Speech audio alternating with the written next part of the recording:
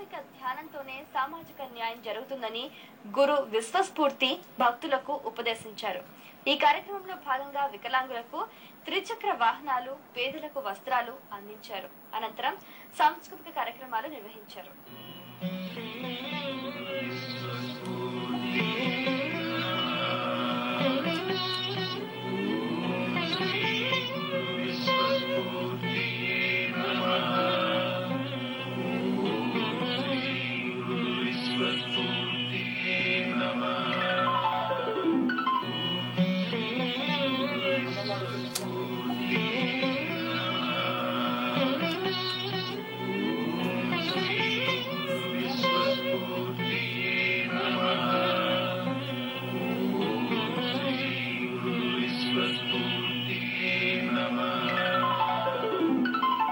పంచేంద్రియ ప్రభావంతో కూడుకున్నటువంటి ఈ మనసు దాదాపుగా ఆత్మీకరణ మనసుగా ఆప్యాయత, ప్రేమ, అనురాగం, జాలి, కరుణ ఇతరుల పట్ల ఇవన్నీ కూడా characteristic features of the humanity, మానవత్వం.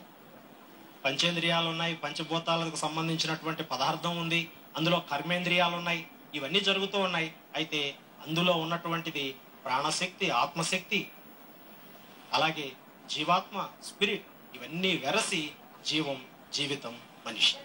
ఆనందాన్ని ఎలా పొందాలి, సంతోషాన్ని ఎలా సాధించాలి, ఇది పర్మనెంట్. అంటే దాదాపుగా బతికున్నంత కాలం జీవితంలో ఎరుక కలిగి, పరమాత్మ ఎరుక కలిగి నువ్వు బతకడం ద్వారా విలువైనటువంటి జీవితాన్ని సాధించవచ్చు. అలాగే ఈ ప్రవర్తనలో మార్పు వస్తుంది.